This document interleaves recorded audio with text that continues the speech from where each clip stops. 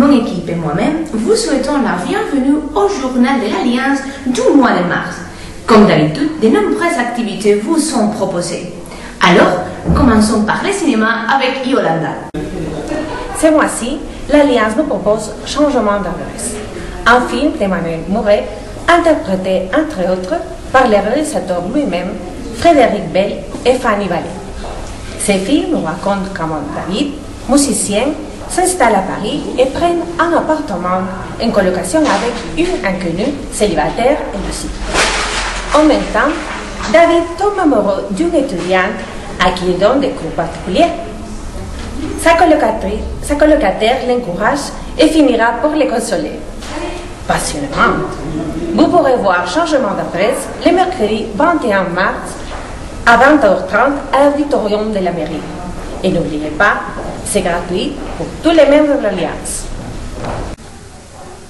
Une comédie romantique à la française. Merci Yolanda. Du cinéma, passons à la peinture. Ce mois-ci, l'Alliance nous présente une exposition de José Vargas Campo qui nous a très gentiment concédé une interview. Bonjour José et merci pour avoir le temps de nous donner un entretien en direct sur l'Alliance. C'est avec plaisir et puis je crois que c'est très important puisque j'ai la chance de pouvoir exposer mes tableaux ici, de pouvoir participer un petit peu dans votre vie. Merci. Je dois trois petites questions pour savoir plus de choses de tes tableaux et de ton vie. Et pourquoi tu as décidé d'aller vivre en France? Disons que c'est mes parents qui ont décidé pour moi, parce que quand je suis parti donc en France, j'avais 7 ans, donc l'émancipation était encore loin. C'est pas méchant. Les parents ont décidé que vous devez étudier disons que bon, c'était une époque très dure pour la Galice. C'était les années 60. Il y avait plus de travail, donc mes parents ont été obligés d'émigrer. Et ils sont donc partis en France parce qu'ils connaissaient des gens là-bas. Ils leur ont dit, vous avez peut-être plus de possibilités, disons, de faire quelque chose, et pour vos enfants et tout, plus d'avenir, disons. Donc on cherchait quelque chose de mieux pour eux et pour nous, bien sûr, pour leurs enfants. Et à quel âge vous avez commencé à peindre? À 17 ans, quand vous avez arrivé en France? Je ne suis pas né avec un pinceau ni avec un crayon dans les mains, mais pratiquement, disons que dès mon plus jeune âge, j'ai dessiné, j'ai peint, j'ai modelé aussi, parce que j'aimais beaucoup le modelage. Et en France, nous avions la chance, quand nous étions au cours préparatoire, de pouvoir faire des activités avec de l'argile, avec de la peinture, bon, comme on fait ici en Espagne aussi.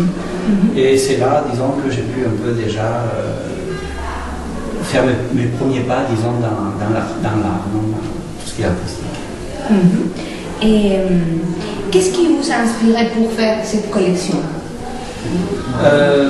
Comme vous avez vu peut-être déjà dans le petit dépliant que vous avez fait, j'ai choisi comme titre pour cette exposition Souvenir. J'aurais pu choisir carte postale. J'ai hésité d'ailleurs entre choisir carte postale ou souvenir, mais je trouvais que c'était plus joli Souvenir et Recuerdos que carte postale et postales, parce que postale, j'aimais pas trop donc, en espagnol. Carte postale, pour moi, ça évoque plus de choses que n'évoque postal en espagnol. Je ne sais pas pourquoi, c'est la même chose, mais... On peut voir beaucoup de villes comme Barcelone ou Paris qui a décidé de faire différents tableaux de différentes villes que tu as visitées pendant ta vie. Oui, disons que moi, comme je peins mes tableaux un peu en partant d'une page que sont mes propres photos, j'adore la photographie aussi, et je fais donc des photos des endroits qui me plaisent le plus, des endroits que je visite, et ensuite je décide de faire ces tableaux en fonction de l'envie que j'ai à ce moment-là. Parce que Paris, par exemple, c'est un cadre que j'ai fait il y a maintenant 2 ans, je crois. Et Paris, je l'ai visité il y a un peu plus, ça fait plus de 10 ans. Donc j'ai chez moi un collage sur Paris. Le collage de Paris, je l'ai fait juste à cette époque-là, quand j'ai fait le voyage, où il y a des tickets de métro, il y a des tickets de restaurant, il y a des cartes postales, il y a un peu de tout dans ce collage. Des photos, de mes photos, des photos d'autres personnes, des cartes postales. Et l'idée de faire Paris comme ça, c'est parce que je voulais offrir un tableau à ma femme qui est parisienne pour ses 50 ans, et donc je lui ai fait Paris, bien sûr. Actuellement, vous vivez à Viveiro, à Vigo, à Paris? Je vis à La Coruña. Ah, à La Coruña. À La Coruña. Depuis maintenant 23 ans. Oh. Ok. On aime bien tes tableaux et on vous remercie de ta présence ici dans notre téléjournal. Merci. C'est gentil à vous de m'avoir fait cette petite interview. Et puis bon, je suis à votre disposition. Il faut. Merci beaucoup. De rien, merci à toi. Ce tableau, je l'ai fait pour les 50 ans de ma femme, qui est parisienne, donc elle voulait un tableau de Paris. Alors, je n'ai pas eu le choix. C'est pas que j'ai voulu le faire parce que chez moi il y a un collage, un grand collage sur Paris déjà que j'avais fait quand on était allé à Paris. Et là c'est pour elle.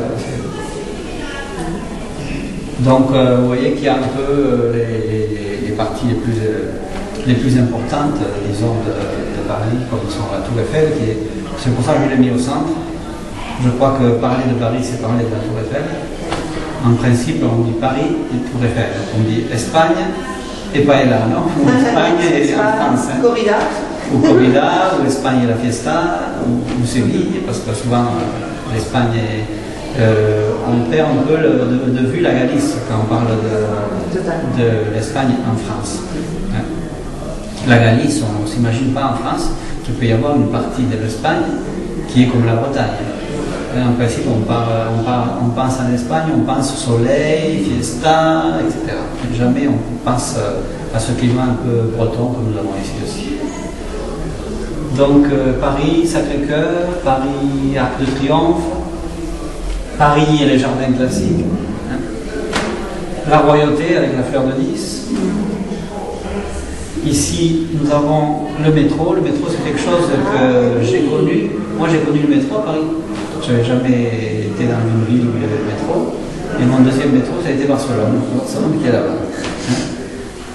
Et là, le cercle à gauche? Ce cercle ici, c'est. Il y en a beaucoup qui me disent ça, c'est une Dio-Vivo, on m'a dit. Non. C'est une rosace, un vitrail. Et sur le devant, nous avons une gargouille. Notre-Dame. Et ici, vous avez représenté, on en voit un peu la base ici, là, l'obélisque. Ici, nous avons la pyramide du Louvre, avec un cadre, une sculpture. Et puis, bien sûr, bleu, blanc, rouge, le drapeau de la France. Le Moulin Rouge aussi. Attention. Le Moulin Rouge. Oui. Là, j'ai fait mon service militaire, moi, en France. Donc, et donc, ici c'est la partie un peu, disons, piquante, puisque ça, c'est une danseuse du Moulin Rouge, qui est représentée ici. Hein. Et la petite bouteille aussi à gauche, là? La petite bouteille. Alors, où ai-je mis une bouteille que je n'ai pas vue? Une fiole ou... Alors là, oui. Ben ça représente un peu, comme c'est le Louvre, c'est un peu les fouilles archéologiques, c'est un peu... Moi, je ne fais jamais les choses comme elles sont réellement, donc c'est un peu... je laisse un peu vaguer l'imagination, non? Donc, la Révolution aussi, non? Oui, bon, comme c'est l'Arc de Triomphe, sur l'Arc de Triomphe, il y a des... C'est gravé sur la pierre, l'Arc de Triomphe, je ne sais pas si vous le connaissez, bien sûr. Et donc, c'est pas comme ça, hein. Non. Disons que ça, c'est mon idée de ça. C'est ce qui m'est resté à moi. On voit une foule, donc ça pouvait être la Révolution, effectivement, avec le drapeau, avec, bon, c'est un peu figuratif, c'est plus figuratif que réel. Hein.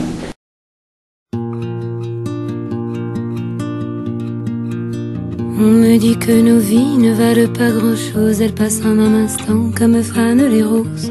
me dit que le temps qui glisse est un salaud, que de nos chagrins il s'en fait des manteaux. Pourtant quelqu'un m'a dit que tu m'aimes encore. C'est quelqu'un qui m'a dit que tu m'aimes encore. Serait-ce possible alors?